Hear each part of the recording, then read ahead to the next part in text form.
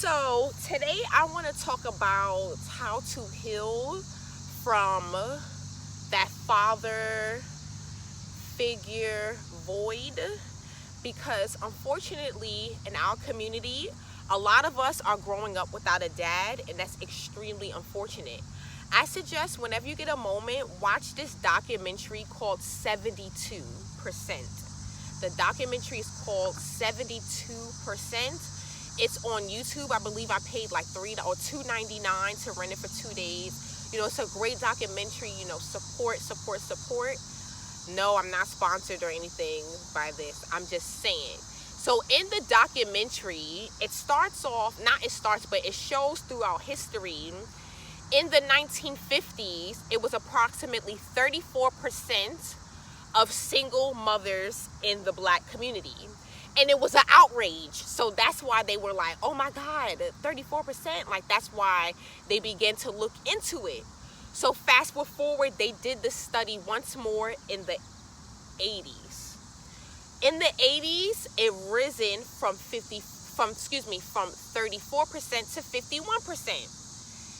And then now they did the study recently, and that's what the documentary 72% is about how now we are at 72% single mothers in the black community. And then I was looking into it further. As of late, we are now at 77% of single mothers in the black community. And I'm going to be honest with you, I feel like this is an outrage, and I feel like no one's speaking up about it. And I feel like, okay, I grew up in a single mother household, so I'm not saying that because I grew up in a single parent household means that everyone should grow up in a single parent household, and yes, single mothers and all this other stuff. Because at the end of the day, we need two parents to raise a child. Children are now raising themselves. Like, there's now terms, latchkey children. Like, look up that term. So anyway, I want to talk today about how I filled my father wound. Because I'm going to be honest with you, I grew up without a father. And it was crazy because I wrote my college essay about this. I really wish I could find it. So, long story short, when I was young, I was around like 7 or 8 years old, and I noticed that the only time my father would come around is if I got in trouble. So what I would do is I would try to get in trouble subconsciously more often, hoping that he would come around, but that never happened. So like, my father literally was never in my life. So I'm gonna be honest with you, I literally grew up trying to fulfill this void of masculinity in my life, because at the end of the day, it's all about balance. My heart is what life is all about. You have to balance feminine energy and masculine energy, and everyone needs a balance in the household of feminine and masculine energy, especially children. So I'm about to get really personal. So I grew up, wanting a dad so bad. Oh my God, you guys don't even understand. I remember it was me and at the time my best friend Jaleese. We made this song called The Daddies That We Never Had, because she also grew up without her dad. So it was like, and the daddies that, hold on, I'm about to see if I can remember. And the daddy that I never had, and it really, really makes me sad. The daddy that I never had, and it really, really makes me sad.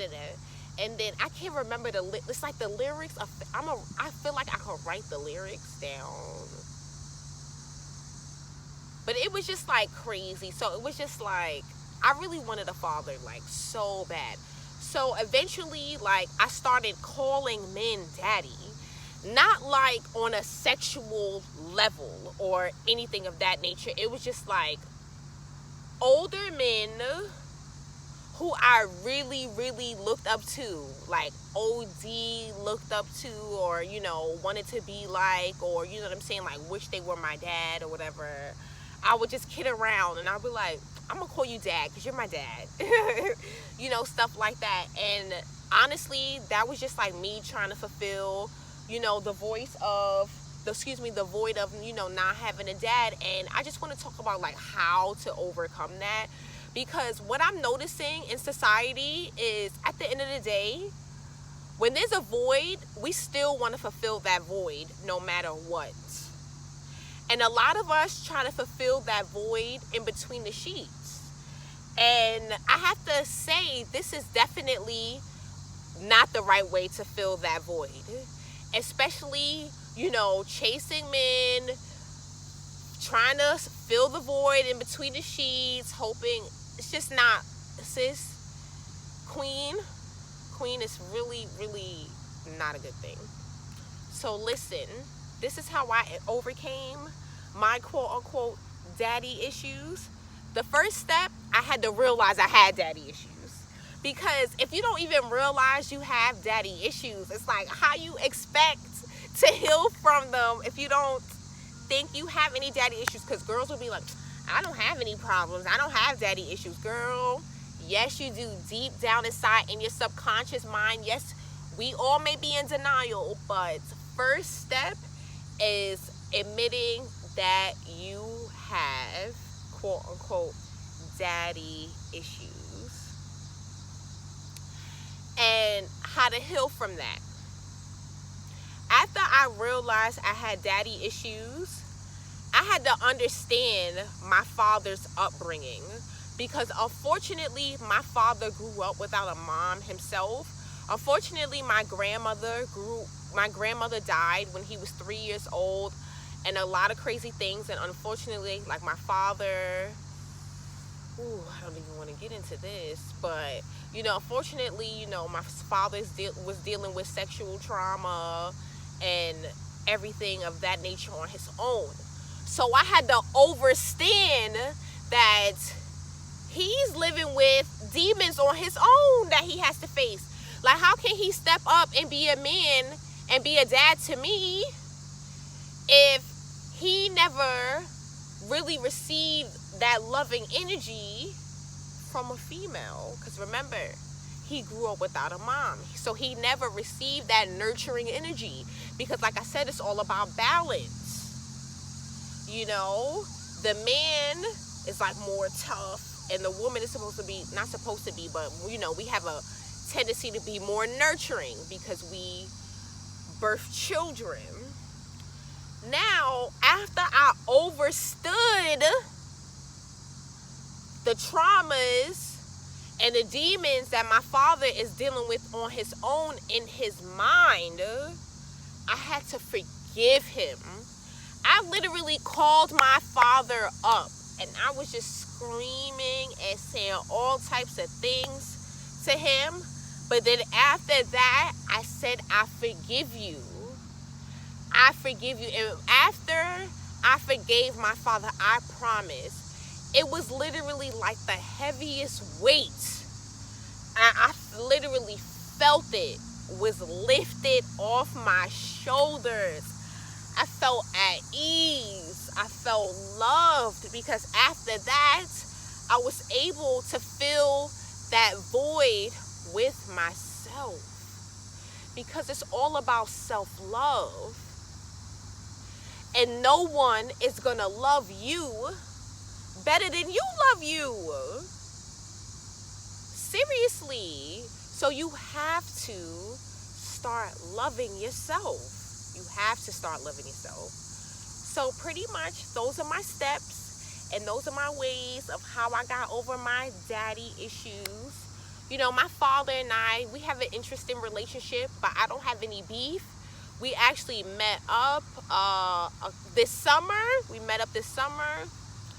But I really feel like he has some inner workings on his chronometers to do. And I just wish him peace, blessings, and love. Because at the end of the day, I love my dad. My dad, it's crazy. I'm literally like a spitting image of my father. It's scary. Even down to my personality.